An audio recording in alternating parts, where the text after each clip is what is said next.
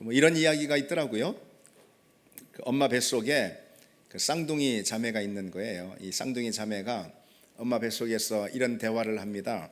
동생이 난 이곳이 전부가 아닌 것 같아. 이곳을 떠나면은 새로운 세상이 있을 것 같아. 뭐 그렇게 이제 말하니까 언니가 하는 말이 그건 무슨 소리냐고. 그런 게 어딨냐고. 여기가 전부지. 뭐 이것 말고 다른 게 있냐고. 그렇게 이제 말합니다. 그러나 이 동생은 굽히지 않고요. 언니 믿지 않을지 모르지만은 나는 엄마가 있을 거라고 믿어. 이렇게 말합니다. 이제 그 말에 언니는 엉뚱하다는 듯이 반응하면서 무슨 뚱딴지 같은 소리냐고. 뭐 너 엄마 봤어? 그렇게 이제 말합니다. 동생이 이제 언니의 기세에 이제 잠시 눌려가지고요. 그러다가 또 이렇게 말합니다. 가끔 뭔가 꽉 조여오는 것을 느끼지 못해 언니한테. 뭐 엄마 뱃속에 그런지 잘 모르겠어요. 기억이 안 나가지고 저도.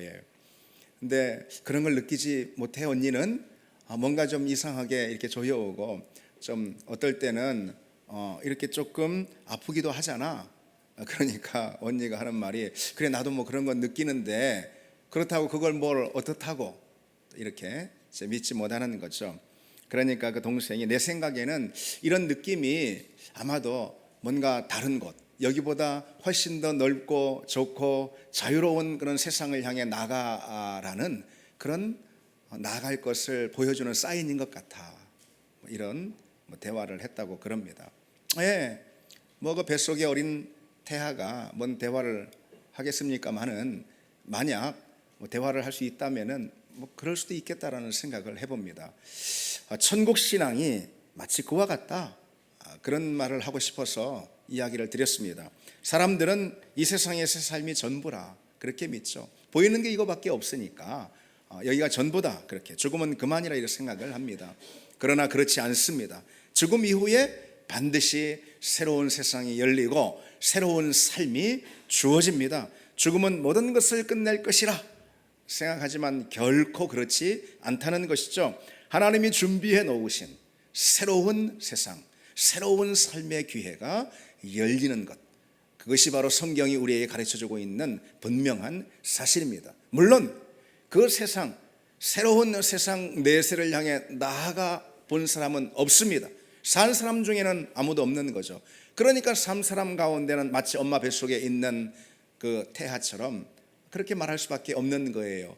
믿음밖에는 가질 수가 없는 거죠. 외부로부터 주어지는 그런 메시지, 다시 말해 하나님의 말씀, 성경의 말씀을 통해 주어지는 그 사실을 가지고 우리는 믿을 수가 있는 것입니다. 이 땅이 전부가 아니고 이 땅 이후에 하나님의 나라, 새로운 세상이 열린다라는 그 사실 말이죠.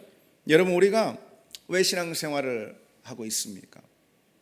우리는 왜 이처럼 기독교 신앙을 가지고 있고요, 여기 이렇게 믿음 가운데 주님 앞에 나와서 우리가 교회에 앉아 이렇게 예배를 드리고 있습니까? 그 분명한 것은요, 이 땅에서 뭔가 더 얻기 위해서 여기에 나와 있는 것은 아니라 그것입니다. 세상 사람들처럼 여기서 잘 되고 여기서 행복하고 여기서 뭘 더 만족하고 여기서 뭘 더 얻기 위해서 여기 이 자리에 앉아 있는 거라면 그 분명 주소를 잘못 찾은 것입니다. 믿음은 그런 것과 영 상관이 없습니다. 성경이 여러분 창세기부터 계시록까지 전체 맥락 가운데서 가장 관심 있게 주목하며 우리에게 들려주고 있는 중요한 성경의 맥락이 있습니다. 여러분, 그것이 무엇인지 아십니까? 바로 하나님의 시간표입니다. 하나님의 시간표, 역사 전체에 대한 하나님이 갖고 계신 우주적 시간표, 그뿐 아니라 우리 인생에 대한 시간표, 각각의 인생, 그리고 온 인류 있죠. 그에 대한 이 시간표를 하나님이 정해 놓으셨다, 이것입니다. 여러분, 우리는 잊지 말아야 합니다. 우리는 어떤 사람이냐? 내가 정한 나의 인생의 시간표를 붙들고 사는 사람들이 아니다. 우리는 하나님이 우리에게 주신 그 시간표를 붙드는 사람인 줄 믿습니다. 여러분, 세상 사람들이 여기서 자기가 시간표 잡아봤자 얼마나 잡겠어요? 여기서 얼마나 여러분 더 잡겠습니까?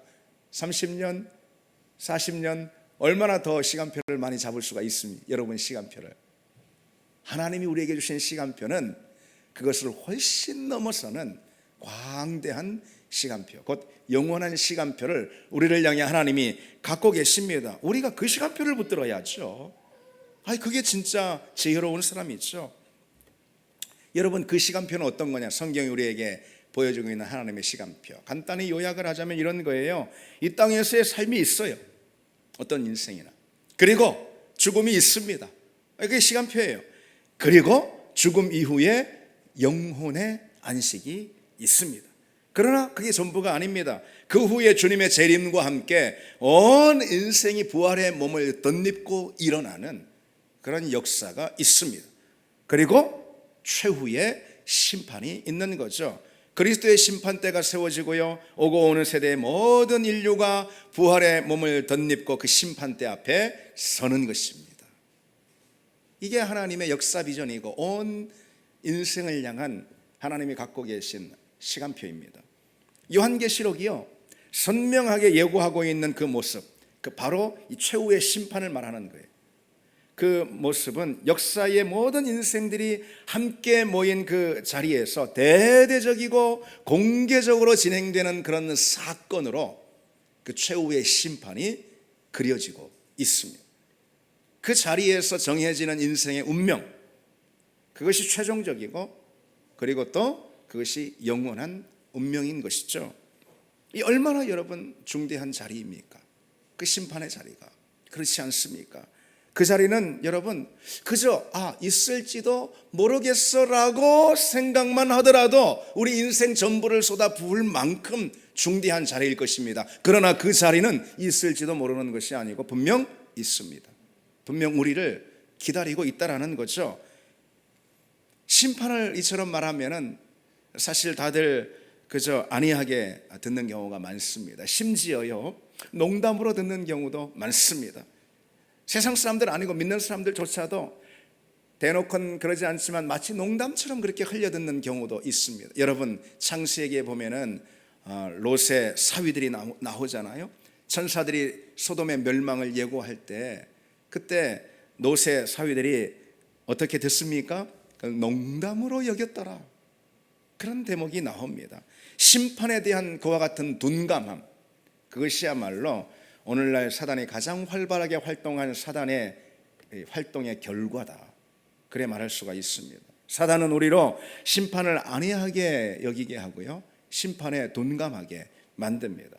물론 그것의 이 참담한 결과는 오롯이 그 자신의 몫입니다. 우리의 몫이 되고 말 것입니다. 우리는 살아생전에 그래서 여러분 이 최후의 심판에 대해서 한시도 우리 눈을 거두어서는 안 됩니다. 우리 두 눈을 부릅뜨고 우리 현실도 바라봐야 하지만은 그보다는 최후의 심판, 하나님 만나는 그 자리 있죠. 그리스도의 심판대 앞에서는 그 자리 있죠.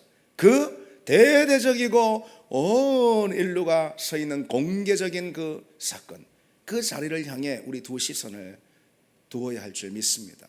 여러분, 성경이 우리에게 분명히 예고하고 약속하고 있는 그 자리입니다. 여러분, 이것을 우리가 결코 소홀히 여겨서 무시해서는 안 됩니다. 우리의 두 시선을 오로지 그 심판대에 두고 온전히 그것을 향해 준비하는 우리 인생이 되어야 한다. 여러분, 인생에서 얼마나 잘 되고 잘 살고 나름대로 행복하게 산다 하더라도요, 하나님의 그 심판대의 자리에서 영원한 불못이라는 그 심판을 받는다면 여러분, 그것으로 끝이죠. 그것으로는 그냥 끝입니다. 물론 이 심판의 자리를 바라보는 우리 믿음의 사람들의 태도는요, 사실 두려움과 불안이라기보다도요, 오히려 소망이며 간절한 기다림이라 말할 수가 있습니다. 그리스도 안에 있는 우리에게 심판의 자리는 영원한 천국을 향한 문입니다. 이 심판의 자리가 우리에게는 말이죠. 그래서 우리는 죽음과 함께 그 문에 더 가까이 가는 것이에요. 그래서 우리는 죽음을 거부하는 사람들이 아니고 오히려 죽음을 환영하는 그런 사람이 될 수가 있습니다.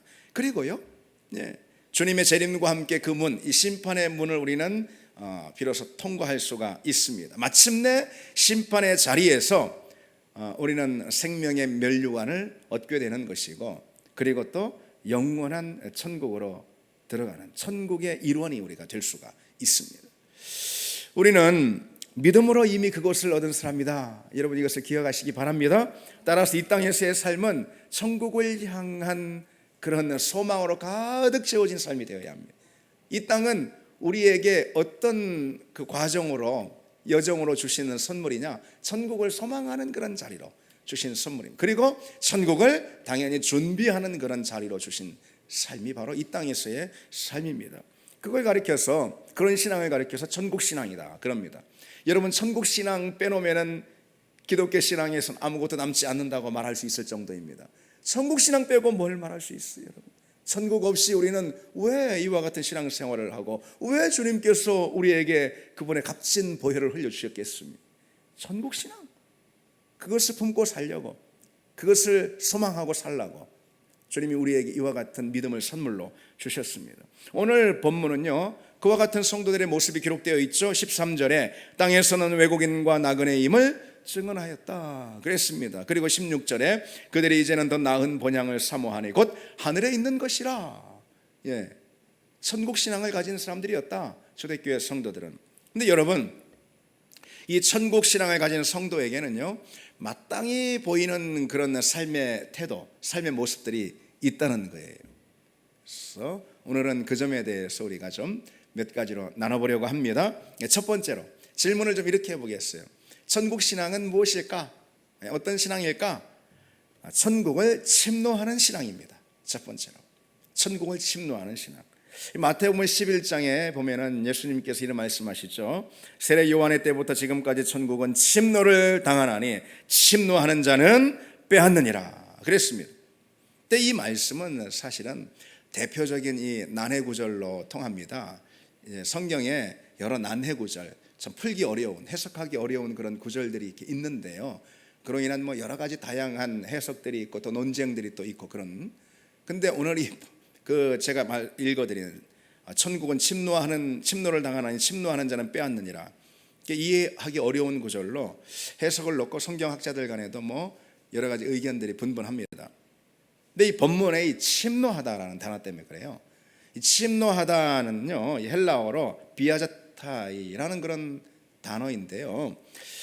이 동사를 문법적으로 어떻게 보느냐에 따라서 그 의미가 전혀 달라지기 때문에 그렇습니다. 그러니까 이 침노하다, 비아제타이라는 이 헬라어 동사를 능동으로 보면은, 또 그리고 수동태로 보면 다른데, 뭐 우리말이나 뭐 예를 들어 영어 같은 경우는 뭐 능동태나 수동태나 이게 너무나도 확연하게 드러나 있잖아요. 근데 고대 헬라어는 좀 그렇지 않다는 거예요. 만약에 능동으로 보면은 천국이 강력하게 임한다는 그런 긍정의 의미가 되어 가지고요, 성도들이 적극적으로 천국을 차지한다, 그런 이제 의미가 됩니다. 근데 반면에 이 수동태로 보면은요, 천국이 공격을 당한다는 부정의 의미가 돼 가지고요, 천국의 백성들, 곧 우리죠, 천국의 백성들이 박해와 시련을 마주하게 된다, 바로 이제 그런 의미로 해석이 될 수가 있습니다. 그런데 사실 이 둘 다 일리가 있는 해석입니다. 그래서 주님께서도 중의적인 의미로 이 말씀을 하셨을 수 있습니다. 그러나 전통적으로 보면은 종교개혁자들이나 아니면은 복음주의 계열의 여러 설교자들 같은 경우는 오늘 이 본문을요, 천국이 강력하게 임한다라는 그런 뜻으로 이해를 했습니다. 헤르만 리델보스라는 이 신학자 같은 경우는요, 이렇게 주석하고 있어요. 천국은 침노한다. 침노하는 자가 천국을 빼앗는다. 하나님 나라를 상속하기 위해서는 노력과 투쟁이 요구된다. 하나님 나라를 상속하기 위해서는 투쟁이 동반된다. 그렇습니다. 천국은 침노하는 자가 얻습니다. 마치 빼앗듯이 침노하는 자가 얻는다 이거예요. 침노한다. 천국의 백성들은 천국을 향해 맹렬하게 돌입하는 그런 사람들이다. 믿음은 바로 그와 같은 성격이 있다는 거예요. 이 말씀의 병행 구절인 누가복음 16장에 보면은요, 그와 같은 그 해석을 좀 더 지지해 줍니다. 이렇게 말씀하고 있어요. 주님께서 율법과 선지자는 요한의 때까지요, 그 후부터는 하나님 나라의 복음이 전파되어 사람마다 그리로 침입하느니라. 그리로 천국으로 침입하느니라. 이렇게 해요. 복음을 듣고 복음을 믿은 사람들이 그 나라 곧 하나님 나라로 침입해 들어간다라는 거예요. 곧 천국을 얻기 위해서 맹렬한 그런 투쟁으로 그리고 열렬한 그런 갈망을 가지고 그 나라로 밀려 들어간다. 믿음을 가진 사람들은 바로 그런 뜻입니다. 그래서 주님께서 아까 그 마태복음 말씀에 이렇게 말씀하시잖아요. 천국은 침노하는 자가 빼앗느니라. 빼앗느니라. 그렇게 여기서 빼앗다라는 말은요, 잡아채서 탈취하다, 뭐 그런 뜻입니다. 자기 것을 삼기 위해서 사력을 다해 가지고선 움켜쥐는 그런 행동을 말하는 겁니다. 그러니까 마치 사자가 먹잇감을 물고선요, 이거 놓치면은 그냥 굶어 죽는다. 예, 뭐 그런 마음으로 그냥 아주 사력을 다해서 이 먹잇감을 움켜쥐고 나와주지 않는 어떤 그런 것을 표현하는 단어예요. 그처럼 천국은 침노하는 자가 얻는다, 이런 뜻입니다. 그런 마음으로, 그게 바로 믿음이라는 거예요. 여러분, 천국은 침노하는 자가 차지합니다. 다름질하는 자가 상을 얻는 법입니다. 그리고 천국의 백성이라면 마땅히 그와 같은 믿음의 태도를 갖는다. 누구라도 그 사람이 진정 하나님의 자녀라면 그와 같은 믿음을 갖는다, 이겁니다. 찰스 스펄전은 이 대목을 설교하면서 이렇게 말하고 있습니다. 하나님은 두드리는 자에게 문을 열어주시지만 세게 두드려야 한다. 여러분, 이 말의 의미를 아시겠습니까? 두드리는 자에게 문을 열어주신다고 했죠. 그러나 세게 두드려야 한다, 그랬습니다. 천국은 침노하는 자의 것입니다. 대충 붙잡는 것은 소용없습니다. 우리 믿음의 선배들은 여러분 그렇게 신앙생활을 했습니다. 천국은 맹렬한 기세로 침노하는 자가 얻는 곳입니다. 그래서 히브리서 4장에도요 이와 같은 표현이 등장합니다. 그러므로 우리 안에 저 안식에 들어가기를 힘쓸지니, 안식 곧 천국에 들어가기를 힘써야 한다. 그냥 되는 게 아니다. 힘써야 한다. 디모데전서에서도요, 오직 너 하나님의 사람아 믿음의 선한 싸움을 싸우라, 영생을 취하라, 그랬습니다. 그냥 대충 믿음 생활한다고 되는 게 아니라는 거예요. 믿음 생활은 대충이라는 것이 사실 있을 수가 없어요. 믿음 생활은 그 자체가 곧 선한 싸움을 싸우는 거예요. 그리고 투쟁에서 취하는 것입니다. 천국은 그런 자만이 얻을 수가 있습니다. 물론 여러분 오해하지 마시기 바랍니다. 지금 무슨 행위구원을 말하고 있는 게 아니에요. 우리는 오직 하나님의 주권적인 선택에 의해서 구원을 얻었고요, 천국은 오로지 하나님이 선물로 우리에게 주신 겁니다. 그런데 여러분 생각해 보십시오. 그처럼 진정 구원을 얻은 그리스도인이라면은 천국을 향한 맹렬한 기세의 그런 투쟁, 그것을 그 자신의 믿음의 태도로 갖고 있지 않겠습니까? 그렇습니다. 주님이 은혜로 주신 이 믿음, 이것을 절대 놓치지 않으려고 움켜쥐는 것이 바로 믿음입니다. 그리고 무엇에게라도 빼앗기지 않기 위해서 사력을 다해서 천국을 향해서 달려가는 그런 삶, 그런 믿음의 태도가 당연히 동반이 될 수밖에 없어요. 그 사람이 진짜 하나님의 자녀라면 그렇습니다. 그래서 오직 천국을 바라며 천국을 위해서라면은 좁은 문도 마다하지 않고 어떤 희생도 주저하지 않는 그런 사람이 된다는 겁니다. 복음서에 여러분 이런 장면들을 한번 떠올려 보십시오. 주님을 만난 많은 사람들이 있잖아요. 거기 병든 사람들, 약한 사람들, 찢긴 사람들, 원통한 사람들, 그리고 또 사단에 억눌린 그런 사람들, 이런 사람들이 주님을 만나는 장면들이 복음서에 곳곳에 나오지 않습니까? 그런데 하나같이 이런 패턴이에요. 주님이 오시는 길목에 서가지고요, 사력을 다해서 막 주님의 시선을 끌려고 소리를 지릅니다. 다윗의 자손 예수여 나를 불쌍히 여기소서, 다윗의 자손 예수여 나를 불쌍히 여기소서. 그러니까 주변에서 사람들이 또는 막 제자들이 막 만류하잖아요. 혼을 내면서 잠잠하라. 그러니까 어떻게 해요? 더 큰 소리로 다윗의 자손 예수여 나를 불쌍히 여기소서. 그러니까 주님의 시선을 끕니다. 주님이 그를 주목하고 그를 향해 다가가고 또 그를 치유하시죠. 그리고 또 뭐라고 덧붙이십니까? 가라, 내 믿음이 너를 구원하였느니라. 여러분 이런 믿음이 되길 바랍니다. 그들과 같은 믿음이 되길 바랍니다. 거룩한 욕심을 우리가 가져야 합니다. 욕심을 가지시기 바랍니다. 여러분, 내게 진짜 유익한 것에 욕심을 가져야죠. 영원한 것이라면 욕심을 가져야죠. 가만 보면 욕심이 없어. 욕심 낼 것에 욕심을 내지 않고 뭔 엉뚱한 것에 정신이 팔려가지고 욕심이 없어요. 참 딱하게 그지없다, 그런 생각이 듭니다. 천국은 침노하는 자가 얻는다고 그랬어요. 우리에게 그 어떤 소망보다 천국을 향한 소망이 더욱더 강렬할 때, 맹렬하게 타오를 때, 그때 비로소 우리는 천국을 선물로 얻습니다. 그리고 우리가 진정 주님의 자녀라면은 그와 같은 천국을 향한 소망을 누구나 다 갖는다.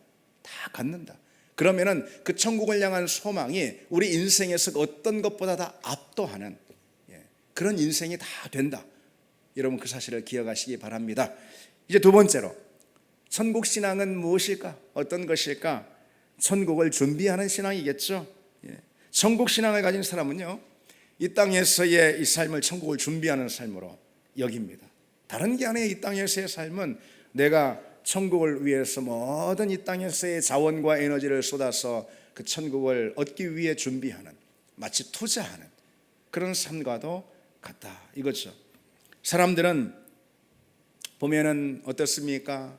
요즘 사람들 세상 이치에 참 밝아요. 얼마나 밝은지 몰라. 자기 이익을 어찌 그리 잘 챙기는지요. 그리고 준비도 잘해요.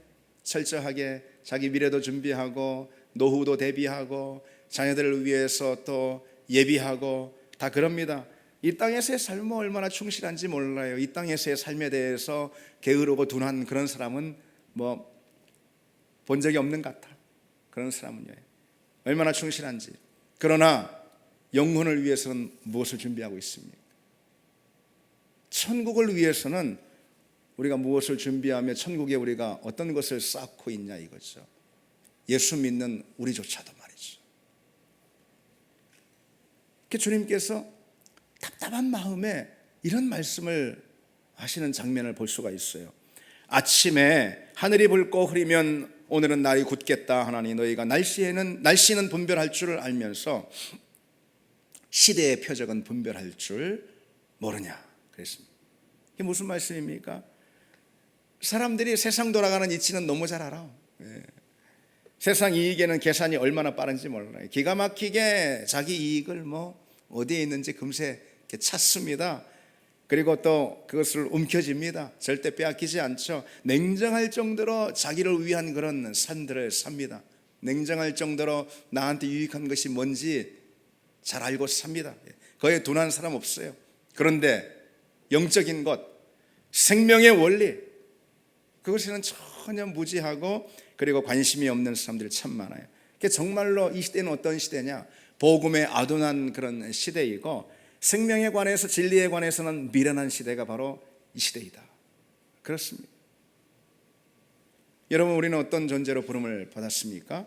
생명의 원리, 구원의 질서, 천국의 소망을 붙들라고 그 선물을 우리에게 주시고 그런 존재로 우리를 불러주셨단 말이죠. 거기에 시선을 두는 그런 사람들로 우리를 불러주셨으면 잊지 말아야 합니다. 그래서 혹 세상 일에는 좀 셈이 늦어도, 세상 일에는 좀 셈이 부족해도요, 천국을 얻는 것에는 누구보다 지혜로운 그런 사람이 다 되기를 바랍니다. 그게 진짜 지혜로운 사람이지. 그렇죠? 그게 진정 나 자신을 사랑하는 그런 길입니다. 나를 정말 사랑하고요, 내 가족 정말 사랑한다면은 세상 이치에 바른 그런 게 아니고요, 천국 소망에 대해서 지혜로운 그런 사람이 되어야 합니다. 고린도전서 1장에 보면은요, 십자가의 도가 멸망하는 자들에게는 미련한 것이요 그랬어요. 구원받은 우리에게는 하나님의 지혜라 그랬습니다.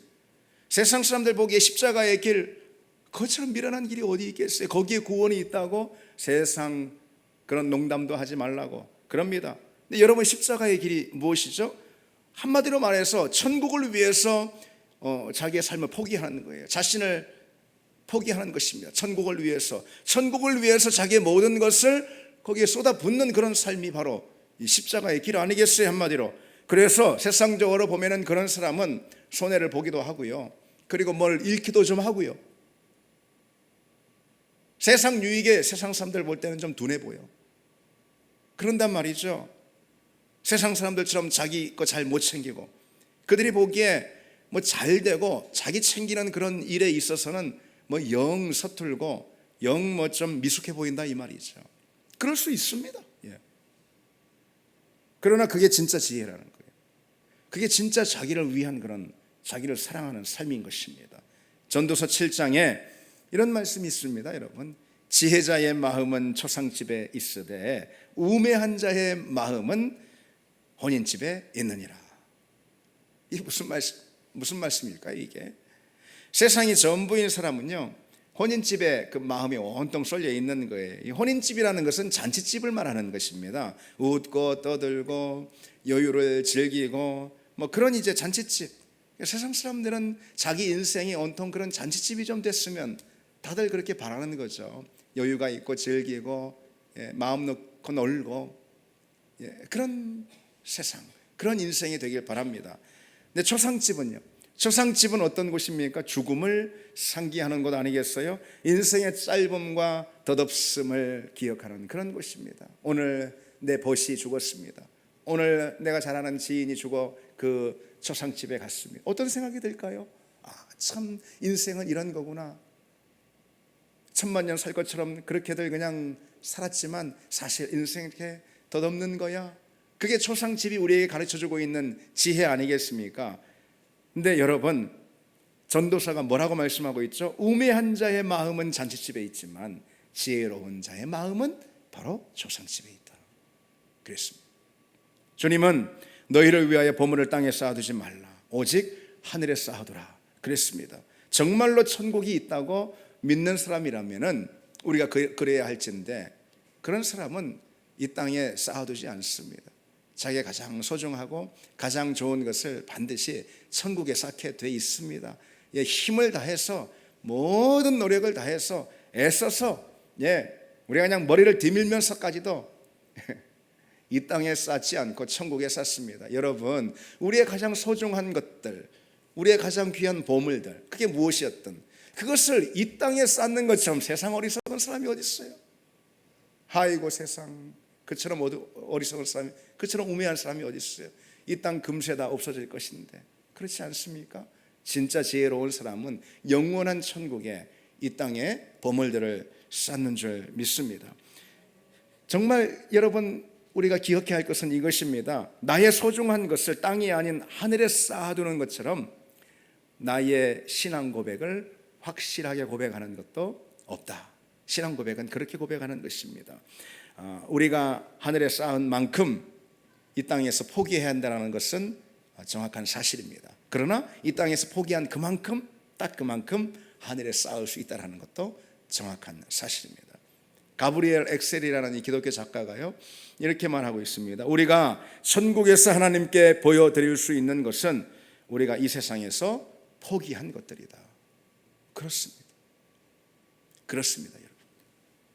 우리가 이 땅에서 누릴 것 다 누리고 얻을 것 다 얻고 취할 것 다 취하면서 천국에도 그만큼 다 쌓을 수 있을 것이라고 생각하는 것은 마귀의 거짓입니다. 세상의 미혹입니다. 우리가 하나님 앞에 천국에 가서 내어드릴 수 있는 것은 딱 우리가 이 땅에서 포기한 그만큼이라는 이 사실이죠.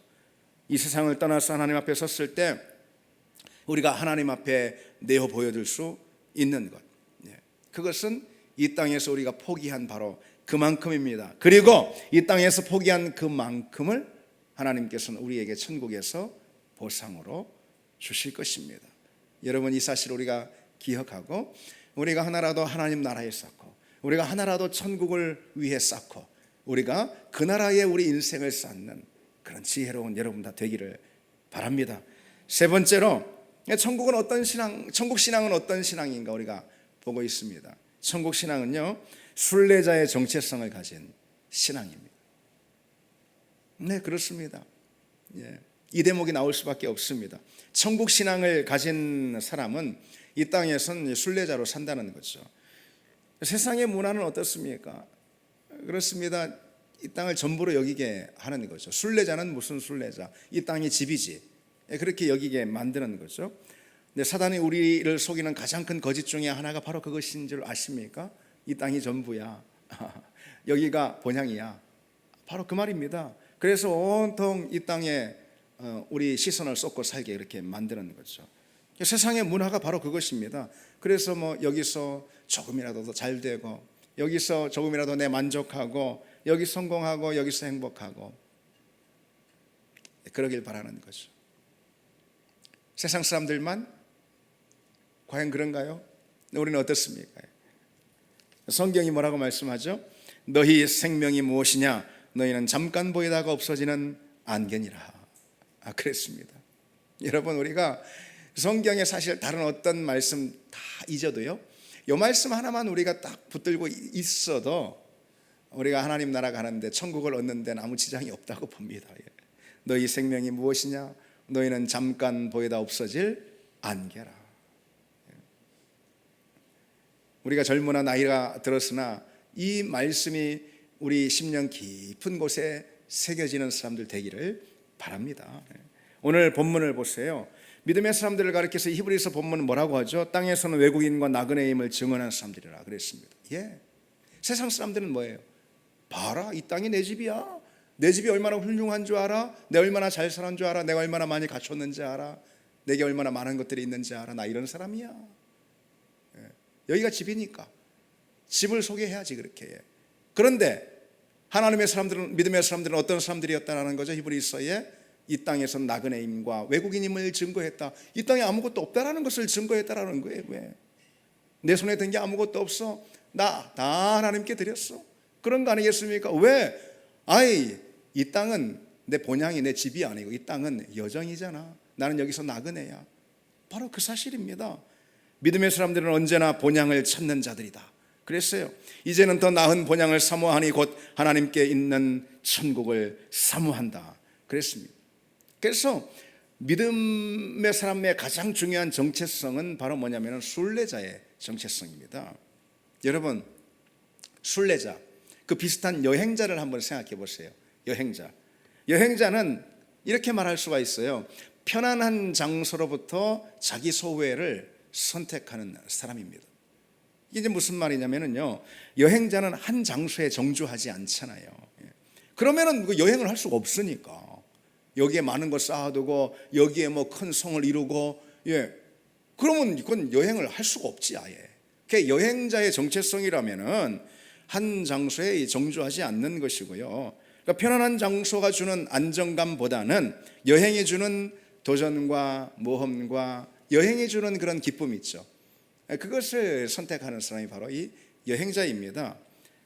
근데 여러분, 여행자의 정체성 가운데 또 이런 것도 있습니다. 여행자는요, 편안한 장소로부터 자기 소외를 선택할 뿐 아니라 소유로부터도 자기 소외를 선택하는 그런 사람입니다.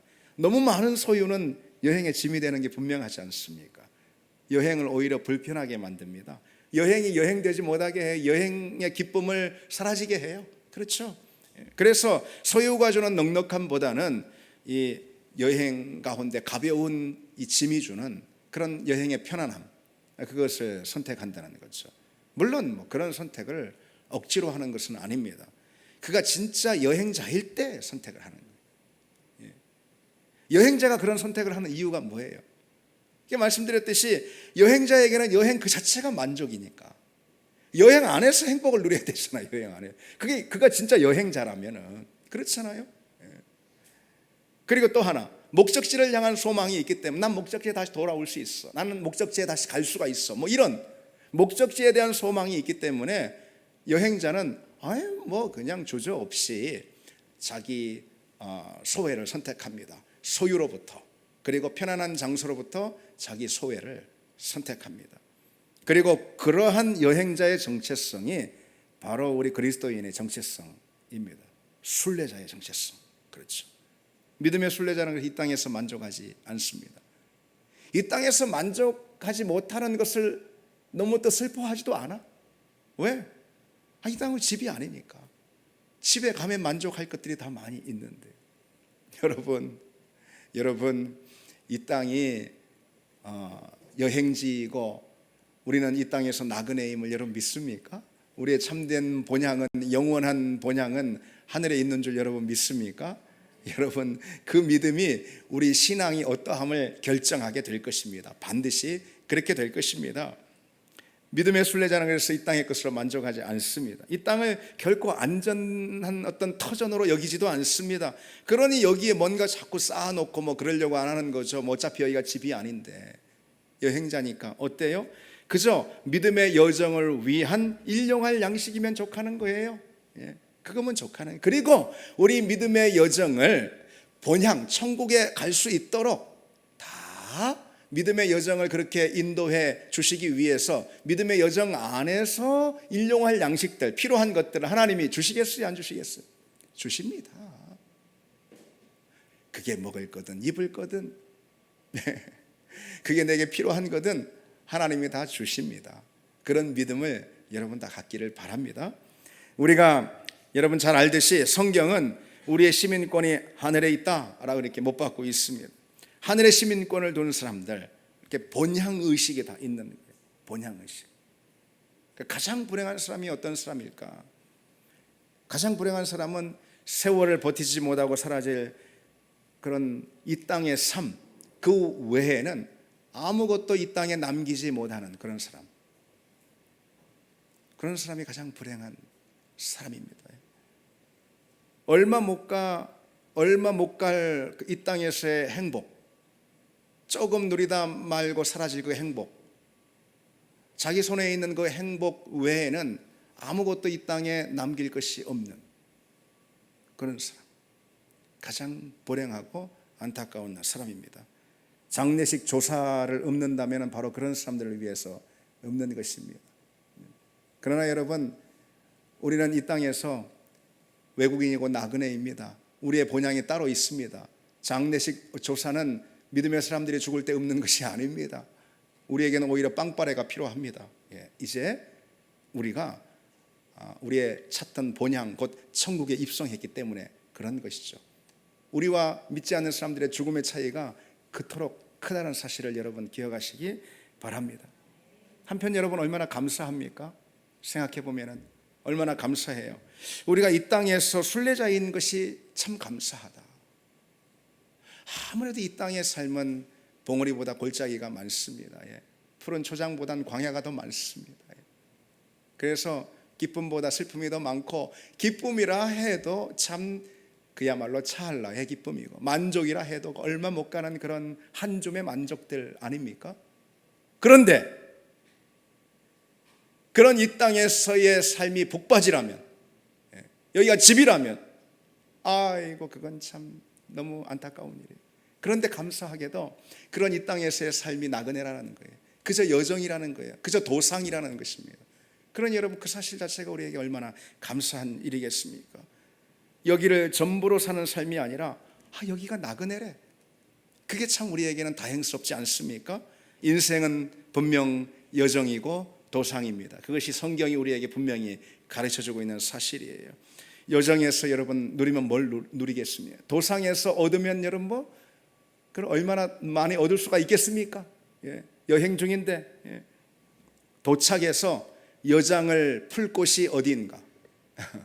그곳이 영원한 천국인가? 그렇지 않은가? 이 사실이 더 중요한 거 아니겠습니까? 아니 훨씬 더 중요한 거 아니겠습니까? 여러분, 그 점을 우리가 잊지 말고 이 땅에서의 순례자의 삶을 우리가 믿음으로 잘 감당하기를 바랍니다. 이제 말씀을 맺겠습니다. 천국 신앙은 어떤 신앙인가 우리가 살펴봤습니다. 천국을 맹렬한 기세로 침노하는 신앙, 천국을 준비하는 신앙, 그리고 순례자의 정체성을 갖는 신앙. 우리가 이 신앙을 기억하길 바랍니다. 우리 같이 찬양 드리겠습니다.